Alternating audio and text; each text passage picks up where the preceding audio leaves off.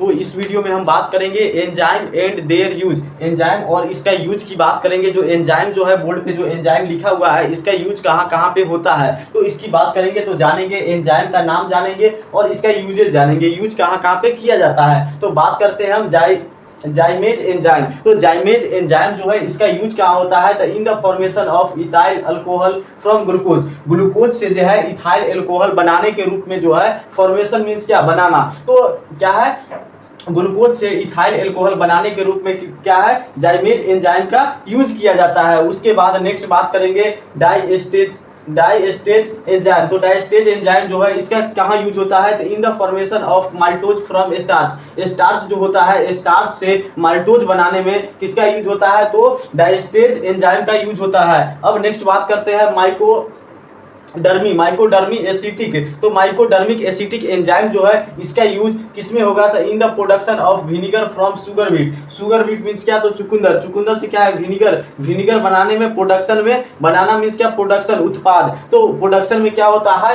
माइकोडर्मी acetic का use किया जाता है। अब नेक्स्ट बात करते हैं इन्वर्टेज। तो इन्वर्टेज एंजाइम जो है इसका यूज कहाँ पे किया जाएगा तो इन्वर्टेज एंजाइम जो है इसका use in the production of glucose and fructose from sugar cane. यह कह रहा है कि जो शुगर कैन से जो है से ग्लूकोज और फ्रक्टोज को प्रोडक्शन में मीन्स क्या ग्लूकोज और फ्रक्टोज का जो उत्पाद होगा किससे तो शुगर कैन मीन्स क्या ईख से, तो शुगर कैन से जो है वो किसका ग्लूकोज और फ्रक्टोज के प्रोडक्शन में किसका हम यूज करेंगे तो इसमें करेंगे इन्वर्टेज एंजाइम। तो इन्वर्टेज एंजाइम जो है अगर ये इन्वर्टेज एंजाइम नहीं होगा तो क्या शुगर कैन से जो है वो ग्लूकोज और फ्रक्टोज कभी भी नहीं बन सकता है। तो इसीलिए जब भी हम किसी भी चीज को अगर चेंज करते हैं जैसे कि शुगर कैन से हम क्या बनाएंगे ग्लूकोज और फ्रक्टोज बनाएंगे तो इसके लिए जो है हमारा एंजाइम का होना बहुत जरूरी होता है। तो यही कह रहा है कि जो है इन्वर्टेज जो है एंजाइम जो है वो क्या करता है तो शुगर कैन से ग्लूकोज और फ्रक्टोज को बनाने में क्या करता है हेल्प करता है।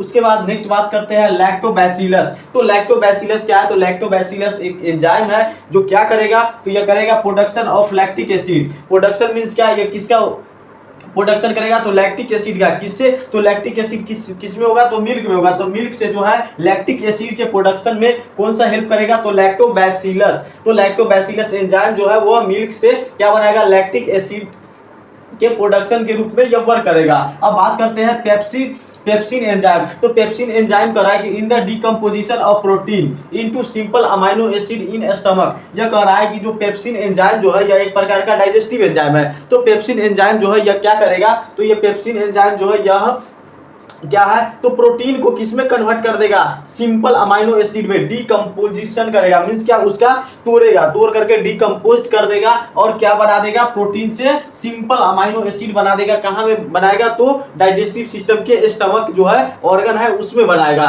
तो वो काम कौन करेगा तो पेप्सिन एंजाइम करेगा। नेक्स्ट जो है बात करते हैं इरेप्सिन एंजाइम। तो इरेप्सिन एंजाइम क्या करेगा in the decomposition of protein into amino acid in intestine. अब यह जो यहाँ पे पेप्सिन जो है एंजाइम यह वर्क कर रहा था स्टमक में, अब इरेप्सिन जो एंजाइम है यह वर्क करेगा कहाँ तो स्मॉल इंटेस्टाइन में। तो यही कर रहा है कि ये भी प्रोटीन का ही क्या करेगा डिकम्पोजिशन करेगा, डिकम्पोज करेगा और बदलेगा किसमें तो अमाइनो एसिड में बदलेगा। कहाँ बदलेगा तो इंटेस्टाइन में बदलेगा। अब नेक्स्ट बात करते हैं ट्रिप्सिन। तो ट्रिप्सिन एंजाइम जो है यह भी क्या करेगा डिकम्पोज करेगा, किसको करेगा तो प्रोटीन को और बदलेगा अमाइनो एसिड में। और ये कहां करेगा तो पैनक्रियाज में करेगा। तो पैनक्रियाज के हेल्प से करेगा या पैनक्रियाज में कर सकते हैं। पैनक्रियाटिक क्या है ये ट्रिप्सिन एंजाइम जो पैनक्रियाटिक जूस है, तो पैनक्रियाटिक जूस के रूप में जो है यह वर्क करेगा और क्या करेगा प्रोटीन को अमाइनो एसिड में कन्वर्ट कर देगा। उसके बाद बात करते हैं टाइलिन एंजाइम। तो टाइलिन एंजाइम जो है वह इन द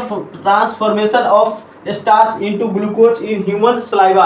ये क्या करता है ट्रांसफॉर्मेशन का काम करता है किसका तो स्टार्च का, स्टार्च के ट्रांसफॉर्मेशन का काम करता है और किस में कन्वर्ट करता है ग्लूकोज, ग्लूकोज में क्या करता है स्टार्च को ग्लूकोज में कन्वर्ट करता है। कहाँ तो ह्यूमन सलाइवा के हेल्प से जो है ये स्टार्च को ग्लूकोज में कन्वर्ट करने का काम करता है जिसको क्या बोलते हैं ट्रांसफॉर्मेशन बोलते हैं। अब बात करते हैं नेक्स्ट कार्बोनिक एनहाइड्रेज। तो कार्बोनिक एनहाइड्रेज जो है इन the formation of H2CO3 to H2O and CO2।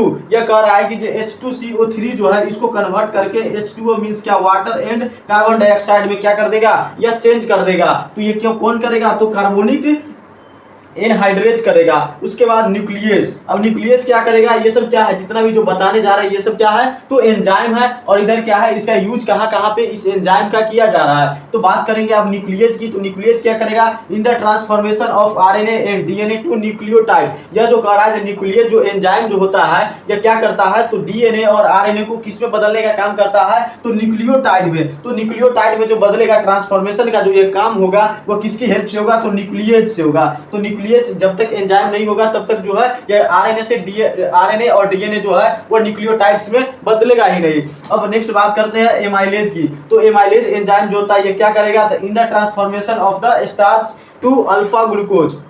यह कह रहा है कि जो एमाइलेज जो है यह स्टार्च को अल्फा ग्लूकोज में क्या करेगा, कन्वर्ट करने का काम करेगा। उसके बाद यूरेज, तो यूरेज क्या करेगा, यूरेज भी क्या है, एंजाइम है। तो in the transformation of urea to CO2 and H2O, यह क्या कर रहा है, ट्रांसफॉर्मेशन करता है। यूरेज एंजाइम जो है यह ट्रांसफॉर्मेशन करता है और क्या करता है, यूरिया से किस में बदल देता है उसको, तो carbon dioxide and H2O water के रूप में उसको कन्वर्ट कर देता है। अब नेक्स्ट बात करते हैं एमाइलेज। तो एमाइलेज क्या करता है, the in the formation of sweet, तो in the formation of sweet syrup from corn starch. यह कह रहा है कि कॉर्न स्टार्च से क्या करता है, स्वीट सिरप में क्या करता है, उसको कन्वर्ट करने का काम कौन करता है, एमाइलेज करता है। उसके बाद लास्ट बात करते हैं लास्ट एंजाइम की, रेनिन। तो रेनिन क्या करेगा, एसेंशियल फॉर द डाइजेशन। ये जो है रेनिन जो होता है वो एसेंशियल होता है किसके लिए, डाइजेशन के लिए ऑफ मदर मिल्क का। मदर मिल्क के डाइजेशन के लिए क्या होता है, रेनिन जो होता है बहुत ज्यादा एसेंशियल होता है इन यंग मैमल्स।